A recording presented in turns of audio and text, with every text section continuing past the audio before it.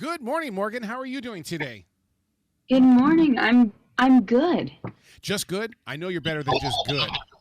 Well, I, And there's the only reason why I bring that up is because in being a third degree black belt, my Sabanim would always tell me, he says, you know what the difference is between good and great? I said, no, what? And he says, about this much. And I went, oh my God, I got to start saying great, fantastic, far out. And so when I, and it's just one of those things where I don't know. The feeling of feeling wonderful is where I try to search for it. What about you as a creative person? I mean, yeah, that's the goal, of course. Yeah.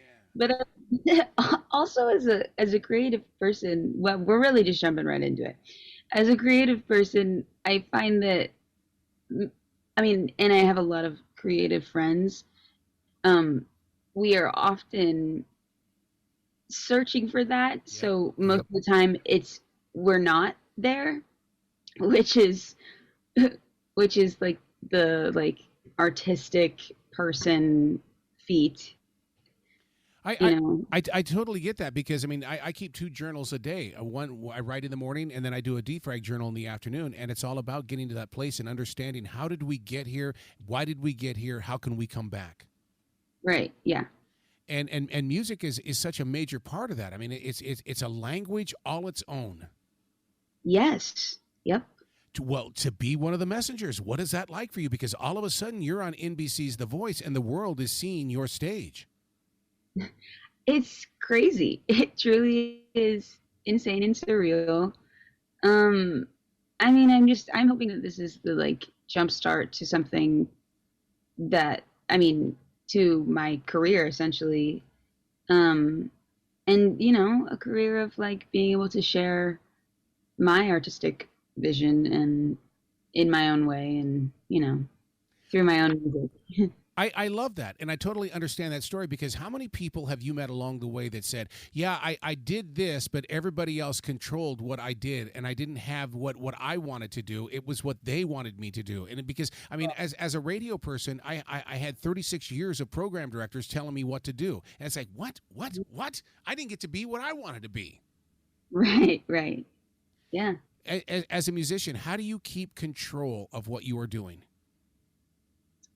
Well, I guess I go to Belmont, so I'm majoring in commercial music voice, Mm-hmm. and that has actually been an amazing space for um, encouragement of just following that artistic Mm-hmm.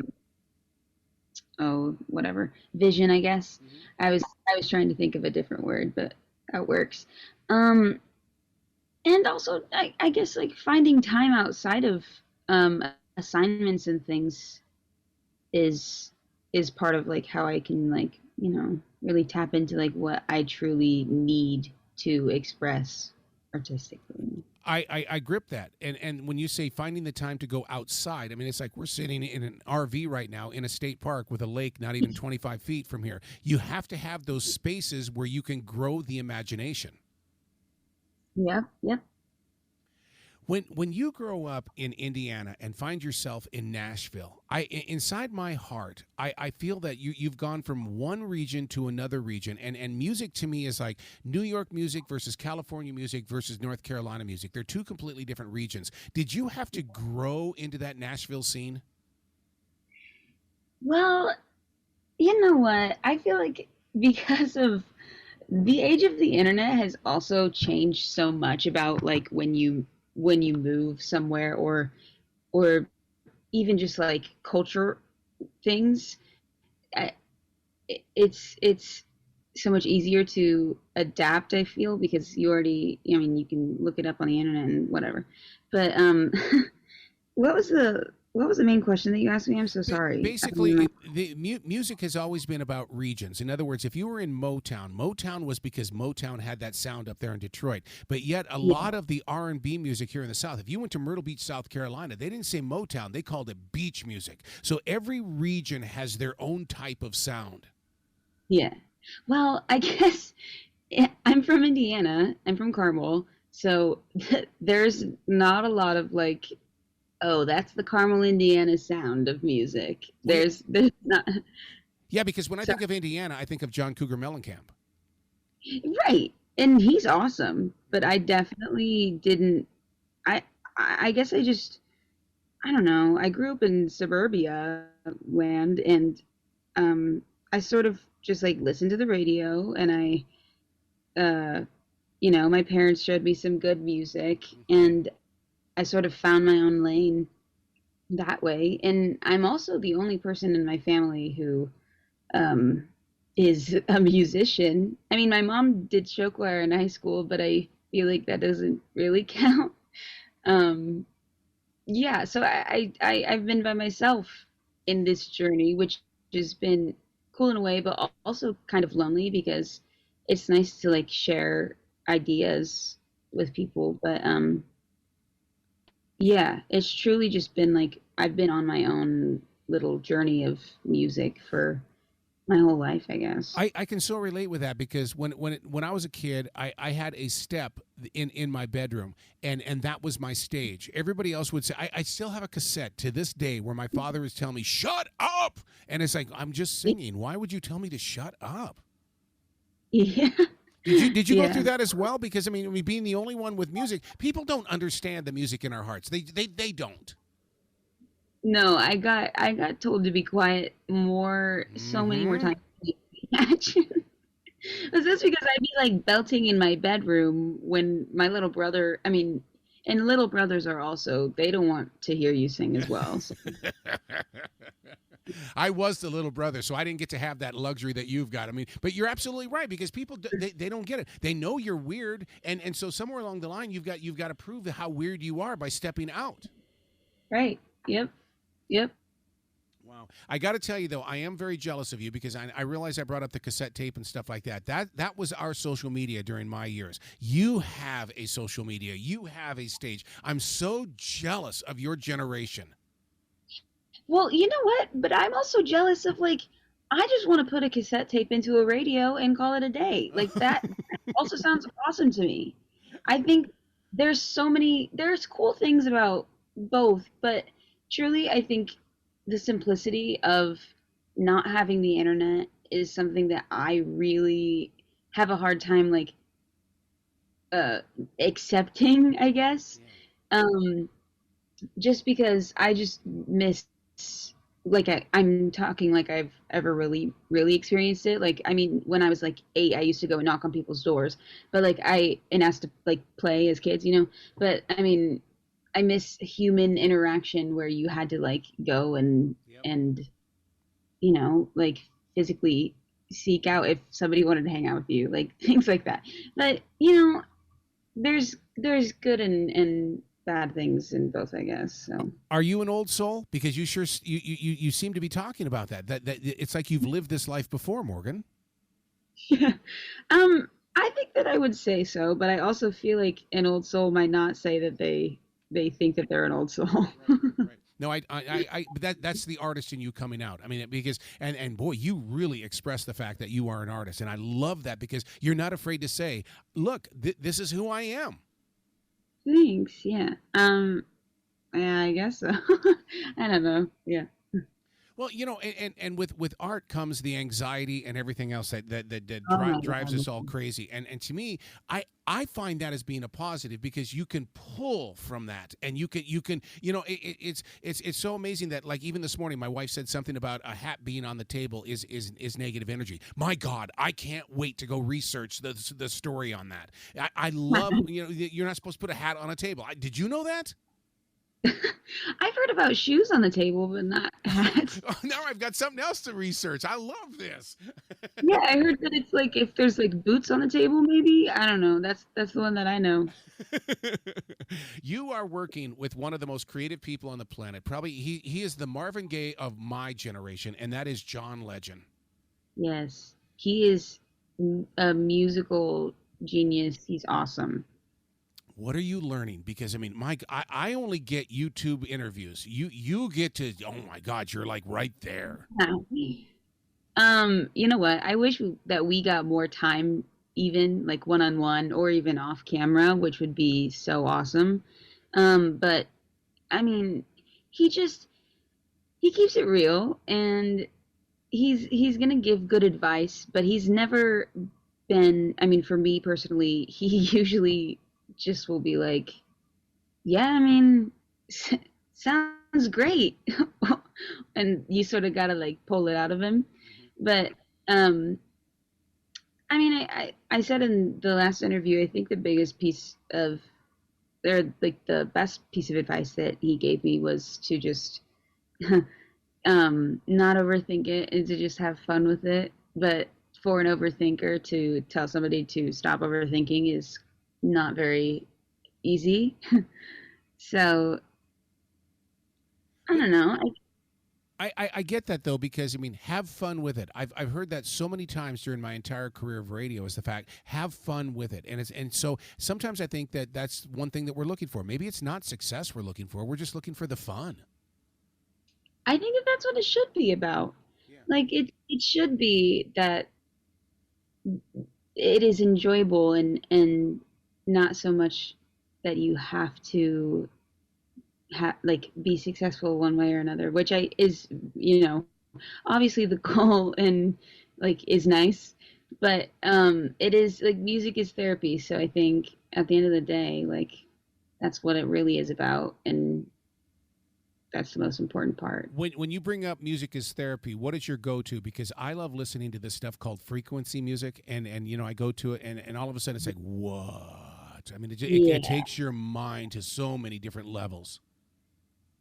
Well, you know what I just thought of, which I don't think that I would like really like coin myself as a, and you know what, and I have no credit to really even like talk about orchestral music, but I think that when I like sit in a theater and like listen to like an orchestra or a symphony or something, Hmm. that is when I feel like, oh my God, this is crazy.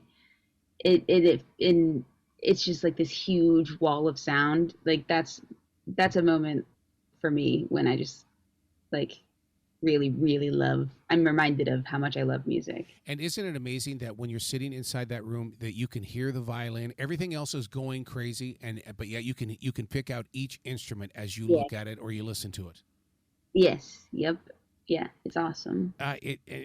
You sit there. I mean, when because it's like when people go, do you listen to the lyrics of a song? Why? There's so much other things to listen to. Oh my God, listen to that bass beat. Oh my God, listen to this.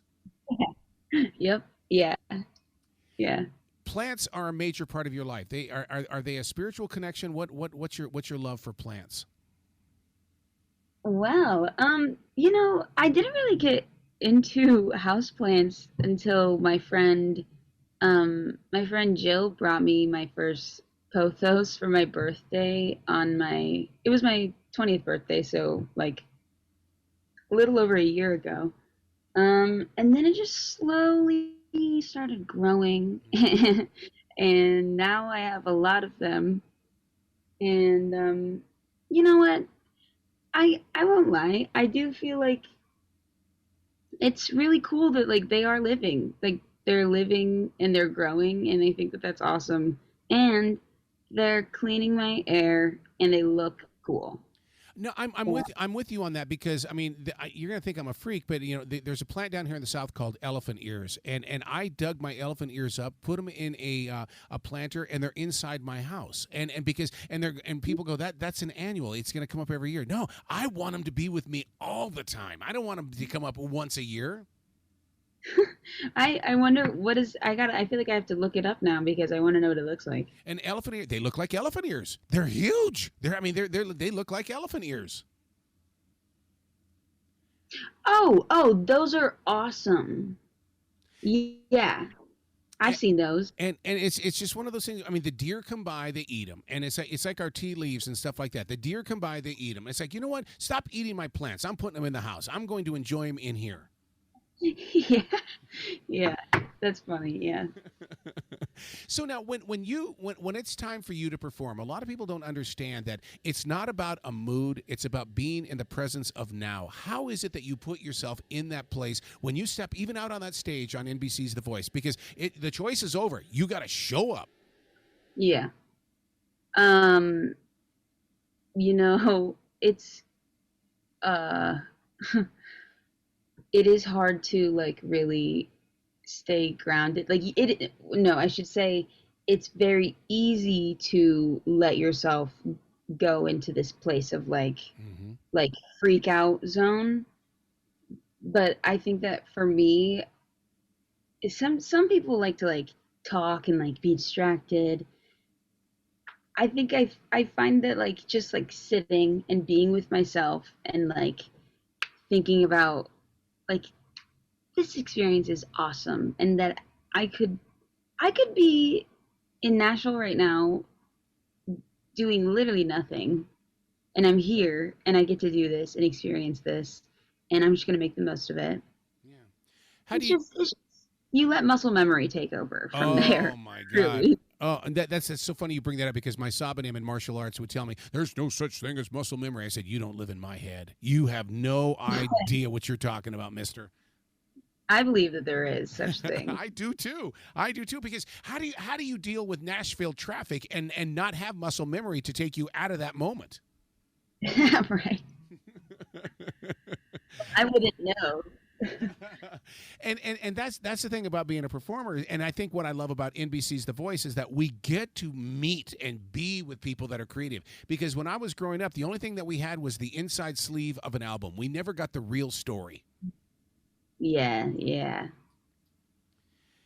So where Mm. where do you grow from here, Morgan? Because I mean, like you said, this is just a step. I mean, what can you plan out your vision, or is it one of those where you just say, you know what, I'm going to let the dominoes fall the way they're going to fall?